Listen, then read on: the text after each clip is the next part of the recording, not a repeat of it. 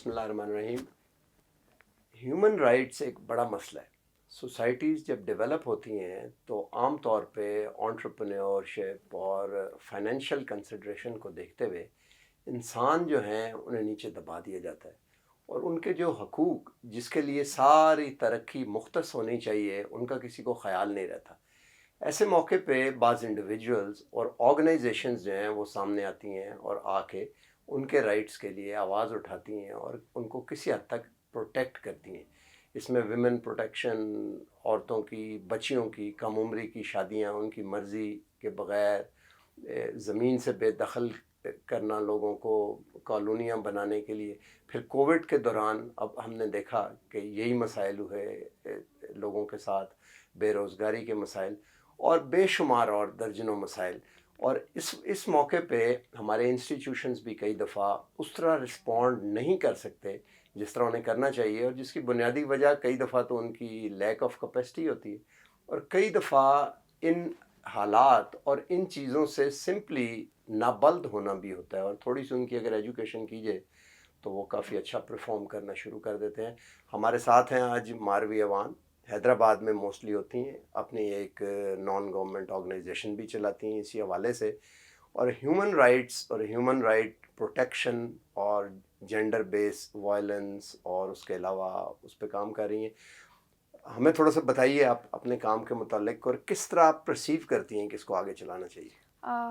Human rights को protect करना मेरे तो सामने इतना ज़रूरी है जितना खाना खाना या ज़िंदगी में अपने कैरियर के बारे में सोचना। बहुत सारे हमारे जो राइट्स हैं जो कि नहीं हमें जो है एक्सरसाइज करने दिए जा रहे हैं, वो जब भी ख़तरे में आते हैं तो हम ह्यूमन राइट एक्टिविस्ट या तो तैयार रहते हैं उनको ख़तरे से पुलिस से मार निकालने खाने के के लिए लिए।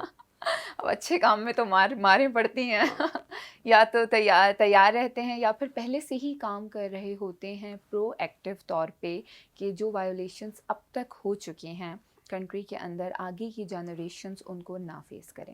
इसी तरीके से वुमेन के, बच्चों के, औरतों के और ट्रांसजेंडर ख्वाजा सिरा के राइट्स के हवाले से मैं काम कर रही हूँ पाकिस्तान में, और हैदराबाद बेस्ड हूँ। तो सबसे पहले हमारा जो कॉन्सेप्ट है कि जेंडर बेस्ड वायलेंस विक्टिम्स की के साथ किस तरह हमारी लॉ इन्फोर्समेंट एजेंसीज़ को ट्रीट करना चाहिए, कैसे उनके मसाइल का हल निकालना चाहिए जो कि हमें महसूस होता था कि मिसिंग है।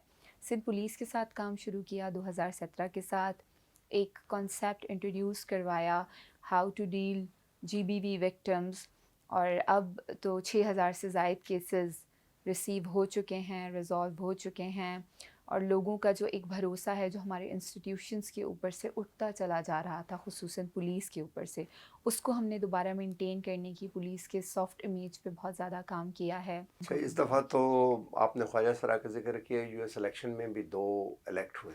They have reach to the highest point, दुनिया की सबसे यस। बड़ी हुकूमत में हाईएस्ट पॉइंट पे 2 ख्वाजा सरा भी गए हैं जेंडर बेस।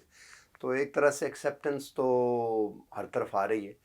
ये बताइए कि आपकी ये तो प्लेट इज़ वेरी फुल, आपके 2-3 अगर मैं कहूँ 1 2 3 प्रायोरिटी के लिहाज से, तो सबसे बड़े मसले क्या हैं जिनको आप समझती हैं कि अगर लोकली अपने इलाके में और फिर पाकिस्तान में जनरली आप उन्हें थोड़ा सा पुश फॉरवर्ड कर सकें या रिजॉल्व कर सकें किसी हद तक, तो बड़ी कामयाबी होगी।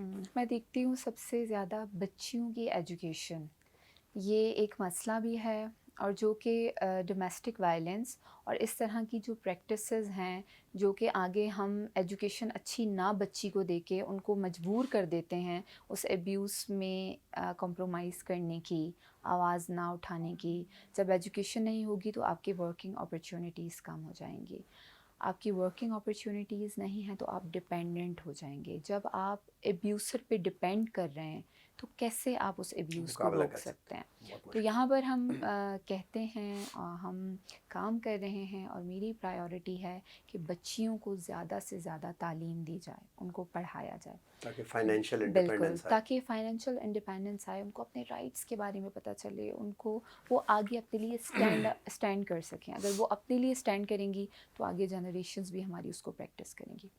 दूसरी चीज़ मुझे ये नज़र आती है कि लॉज़ پرو وومن لاز ہو گئے، بہت اچھے اچھے لا ہمارے ملک نے پاس تو کیے ہوئے ہیں، مگر ان کی امپلیمنٹیشن میں اور پبلک کو اس کی اویئرنیس نہیں ہے.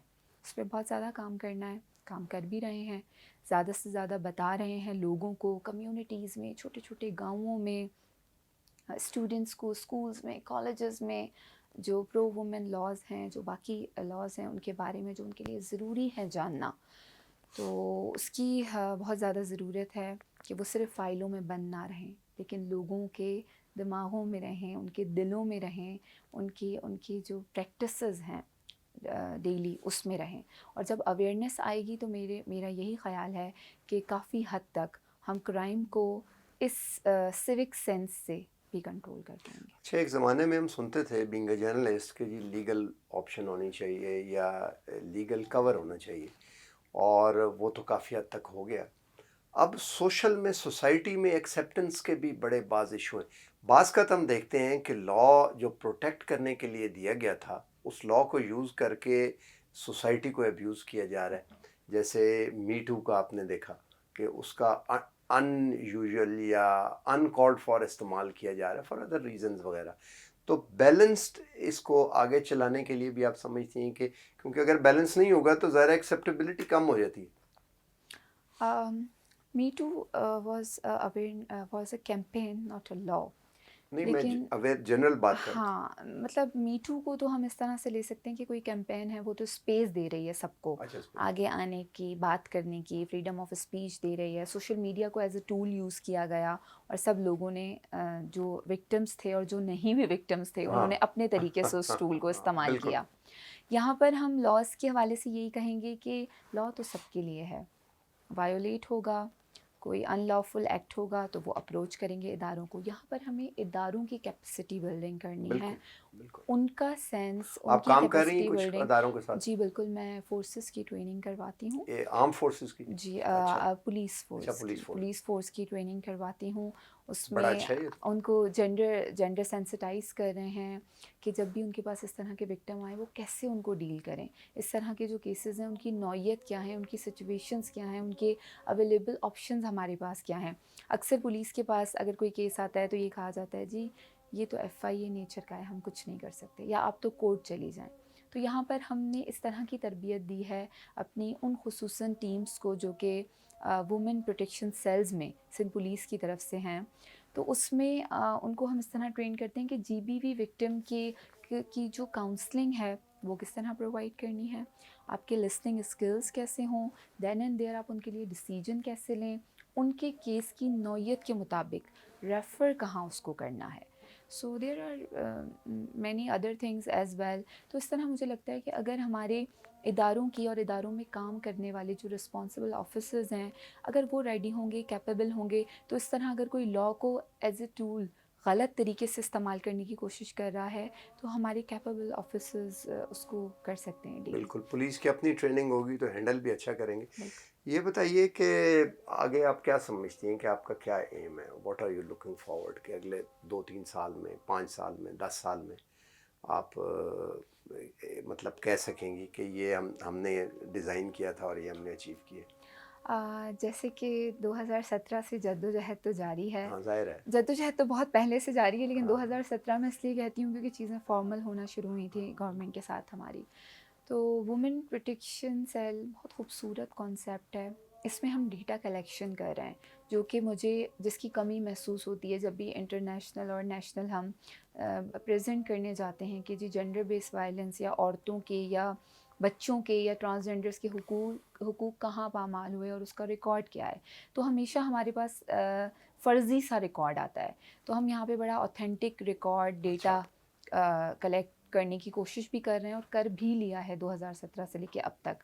جیسا میں نے آپ کو بتایا کہ 23 ہمارے وومن پروٹیکشن سیلز سندھ میں الحمدللہ اب موجود ہیں. تو میں اس کو دیکھتی ہوں کہ پورے پاکستان میں جتنی بھی ہماری کے بی پولیس، پنجاب پولیس اور دوسرے پروونسز کی پولیس ہیں ان کو اپروچ کر کے things are in pipeline, اس کو اس کانسیپٹ کو انٹروڈیوس کروانا ہے، اسٹرینتھن کرنا ہے.